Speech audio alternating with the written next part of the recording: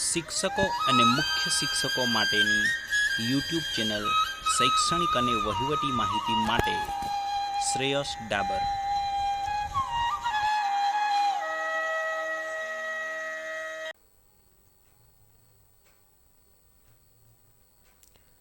નમસ્કાર મિત્રો, આ વિડીયોમાં આપણે વાત કરીશું મુખ્યમંત્રી જ્ઞાન સેતુ મેરિટ સ્કોલરશિપ યોજના, મુખ્યમંત્રી જ્ઞાન સાધના મેરિટ સ્કોલરશિપ યોજના, જ્ઞાન શક્તિ રેસિડેન્શિયલ સ્કૂલ, રક્ષા શક્તિ સ્કૂલ, નમો લક્ષ્મી, નમો સરસ્વતી, આ બધી જે યોજનાઓ છે એની અંદર કેટલી શિષ્યવૃત્તિ મળે છે અને શું ફાયદા થાય છે, આ જે છે તમામ બાબતોનો આપણે અભ્યાસ કરીશું. તો સ્પર્ધાત્મક પરીક્ષાઓમાં આને લગતો કોઈ પણ પ્રશ્ન પૂછાય તો આપણને જવાબ પણ થઈ શકે છે. તો આપણે સ્ટાર્ટ કરીએ. પહેલો પ્રશ્ન આપણે લઈએ છીએ, મુખ્યમંત્રી જ્ઞાન સેતુ મેરિટ સ્કોલરશિપ યોજના એ કયા ધોરણને લગતી છે? તો ધોરણ 5. લાભ કોને મળે? તો 1 થી 5 સરકારી કે ગ્રાન્ટેડ શાળા. હવે સરકારી એટલે જે ગવર્મેન્ટ સ્કૂલ છે તે, ગ્રાન્ટેડ એટલે જે ગ્રાન્ટ ઇન એડ જેને સરકાર ગ્રાન્ટ આપતી હોય છે શિક્ષકોના પગાર માટેની, એ ગ્રાન્ટેડ શાળાઓ કહેવાય છે. તો 1 થી 5 સરકારી અને ગ્રાન્ટેડ શાળામાં અભ્યાસ કરેલ હોય અને CETની પરીક્ષા ધોરણ 5ની અંદર જે આવે છે એ આપી અને મેરિટમાં આવ્યા હોય તો 30,000 જે બાળકો છે એમને મુખ્યમંત્રી જ્ઞાન સેતુ મેરિટ સ્કોલરશિપ યોજનાનો લાભ મળે છે. પ્રવેશ ધોરણ 6માં મળે છે, આપણે યાદ રાખીશું. ત્યાર પછી એની અંદર આપણે જોઈએ તો આ જ વિદ્યાર્થી હવે પ્રવેશ 6માં લે છે, તો ખાનગી શાળામાં લે તો એને ધોરણ 6 થી 8માં દર વર્ષે 20,000 રૂપિયા મળે છે. આ દરેક આંકડા આપણે યાદ રાખવા પડશે, એક્ઝામમાં પૂછાય છે. ધોરણ 9 થી 10માં દર વર્ષે 22,000 રૂપિયા એને મળતા હોય છે અને 11 થી 12 માટે દર વર્ષે 25,000 રૂપિયા આ જ્ઞાન સેતુ મેરિટ સ્કોલરશિપ અંતર્ગત મળે છે. એટલે કે જે વિદ્યાર્થી ખાનગી શાળામાં પ્રવેશ લઈ લે 6ઠ્ઠા ધોરણમાં તો એને આ પ્રમાણેના રકમ શિષ્યવૃત્તિ તરીકે મળશે. કેમ મળશે? તો CETની એક્ઝામ પાસ કરી એટલા માટે. હવે આ જ વિદ્યાર્થી એમ કે ના, મારે તો મારી શાળામાં જ ભણવું છે, મારી સરકારી શાળા કે ગ્રાન્ટેડ શાળામાં છું ત્યાં જ હું અભ્યાસ કરીશ, તેને 6 થી 8માં દર વર્ષે 5,000 રૂપિયા મળે છે, 9 થી 10માં 6,000 અને 11 થી 12માં 7,000 રૂપિયા મળે છે. અહીં આપણે જોઈ શકીએ છીએ કે સરકારી શાળામાં ઓછી મળે છે, પણ એનું કારણ છે કે આપણે જોઈશું તો ખાનગી શાળામાં એની ફી ભરવાની હોય એટલે આ બધી રકમ ફીમાં જતી રહે, જ્યારે ગ્રાન્ટેડ શાળા અથવા તો સરકારી શાળામાં પોતાની શાળામાં જે વિદ્યાર્થી અભ્યાસ કરે તો એને આ જે રકમ છે એ પોતાને એટલે કે એના વાલીને મળે છે. એટલે આ રીતે જ્ઞાન સેતુ મેરિટ સ્કોલરશિપ યોજનાનો આ રીતનો રેટ છે ને આટલો દર છે. આગળ વધીએ.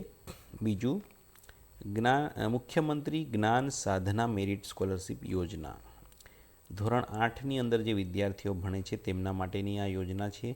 1 થી 8 સરકારી કે ગ્રાન્ટેડ શાળામાં અથવા RTE હેઠળ ખાનગી શાળામાં અભ્યાસ કરેલ હોય અને CGSMS પરીક્ષાના પરિણામના આધારે, એટલે CGSMS પરીક્ષા એટલે આ જે આપણે વાત કરી રહ્યા છીએ મુખ્યમંત્રી જ્ઞાન સાધના મેરિટ સ્કોલરશિપ, ચીફ મિનિસ્ટર જ્ઞાન સાધના મેરિટ સ્કોલરશિપ, એના આધારે તૈયાર આવેલા મેરિટની અંદર 25,000 બાળકોને આ લાભ મળે છે. એટલે 1 થી 8 સરકાર કે ગ્રાન્ટેડ સિવાય જે 25% બાળકોને ખાનગી શાળામાં RTE અંતર્ગત એડમિશન લીધેલો 1 થી 8 ધોરણ સુધી ભણ્યા હોય તો એવા બાળકોને પણ આમાં લાભ આપવામાં આવે છે. CETની પરીક્ષા પાસ કરી તેમને મેરિટમાં સમાવેશ કરે છે. ધોરણ 9ની અંદર એમને પ્રવેશ મળે છે. નેક્સ્ટ જોઈએ તો આ જ વિદ્યાર્થી હવે 9મા 10માની અંદર ખાનગી શાળામાં પ્રવેશ લઈ લે તો એને 22,000 અને 11-12ની અંદર 25,000 રૂપિયા આપવામાં આવે છે. પરંતુ એ ફરીથી અહીંયા પોતાની જ શાળાની વાત કરે કે મારે સરકારી કે ગ્રાન્ટેડમાં જ રહેવું છે, ધોરણ 9 થી 10માં એને 6,000 રૂપિયા અને 11 થી 12માં 7,000 રૂપિયા સ્કોલરશિપ મળતી હોય છે, એના એકાઉન્ટમાં જમા થઈ જાય છે. અને ગાંધીનગર કક્ષાએથી એ વેરીફાઈ માટે ફોન પણ આવતા હોય છે વિદ્યાર્થીના મોબાઈલ નંબર પર કે તમારી રકમ જમા થઈ છે કે નથી થઈ.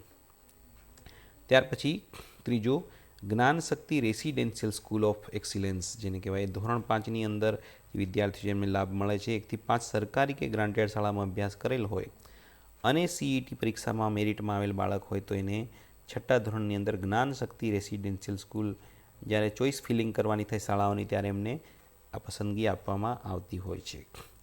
અને 6 થી 12ની અંદર જ્ઞાનશક્તિ રેસિડેન્શિયલ સ્કૂલ ઓફ એક્સિલન્સમાં રહેવા જમવાની સુવિધા સાથે એમને ફ્રી અને જે તે શાળાના ડાયરેક્ટ વિદ્યાર્થીને દીઠ એટલે કે જે શાળાનું જે એકાઉન્ટ હોય, જે મંડળ હોય કે જે હોય તે એમને સીધા વિદ્યાર્થી દીઠ 60,000 રૂપિયા પ્રતિવર્ષ સરકાર ફાળવી દે છે.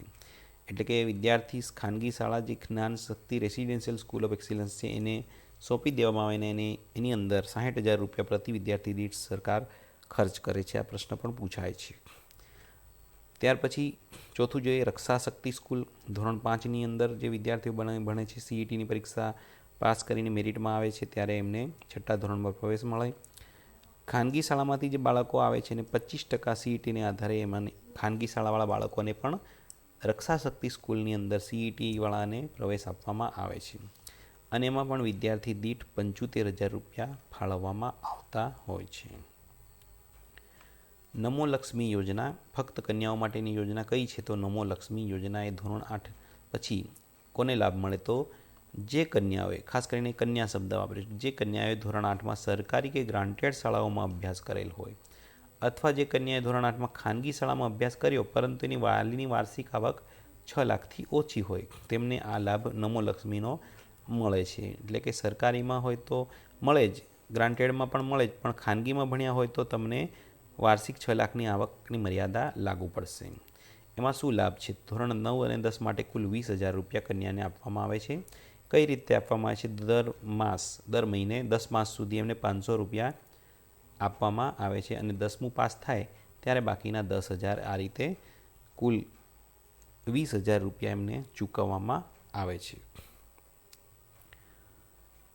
ત્યાર પછી ધોરણ 11-12ની અંદર જોઈએ તો વર્ષે દર માસે 10 માસ સુધી 750 રૂપિયા અને 12 પાસ કર્યા પછી બાકીના 15,000 રૂપિયા આપવામાં આવે છે. અહીં બંને વર્ષની વાત કરી દીધી છે. આમ કુલ 30,000 રૂપિયા ચૂકવવામાં આવે છે નમો લક્ષ્મી યોજનામાં.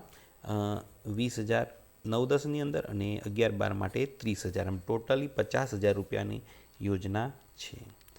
ત્યાર પછી નમો સરસ્વતી વિદ્યા સાધના યોજના કુમાર અને કન્યા બંને માટે છે. ધોરણ 10 પછી લાગુ પડે. ધોરણ 11 અને 12 સાયન્સ પ્રવાહ માટેની યોજના છે. એટલે આ પ્રશ્ન પણ પૂછાય છે, વિજ્ઞાન પ્રવાહ માટેની યોજના કઈ છે? તો નમો સરસ્વતી વિદ્યા સાધના યોજના. ધોરણ 9 અને 10નો અભ્યાસ સરકારી કે ગ્રાન્ટેડમાં કરેલો હોય અને 10માં કુલ 50%થી વધુ ગુણમાં જોઈએ. ધોરણ 9 અને 10 બંનેનો કે કોઈ એકનો અભ્યાસ ખાનગી માધ્યમિકમાં કરેલો હોય અને 10માં 50% કે તેથી વધુ હોય તો વાલીની ગત વર્ષની વાર્ષિક આવક જોવામાં આવે 6 લાખ કે તેથી ઓછી હોય તો તેમને પણ આમાં લાભ આપવામાં આવે છે. એટલે આ રીતની 5 મહત્ત્વની યોજનાઓ છે. એમાં 11-12 માટે 25,000 રૂપિયા મળે છે નમો સરસ્વતી વિદ્યા સાધના યોજનામાં. બંને વર્ષે દર માસે 10 માસ સુધી 1,000 અને 12 પાસ કર્યા પછી બાકીના 5,000 એમ 25,000 રૂપિયા એમને ચૂકવણી કરવામાં આવે છે. આટલી 5 પ્રકારની યોજનાઓ આપણે જોઈએ એમાં શું ફાયદો છે જોયું. Thank you for watching. આવા જ શિક્ષણ સેવા વર્ગ 2 તથા TPEO, DPEO, GPSC, HTAT, HMAT, TAT, TET વગેરે સ્પર્ધાત્મક પરીક્ષાના વિડીયો જોવા માટે અને શૈક્ષણિક અને વહીવટી બાબતો માટેની આપણી ચેનલ છે એને સબસ્ક્રાઈબ કરો. Thank you very much. આ વિડીયો આપણે અહીં પૂર્ણ કરીએ છીએ.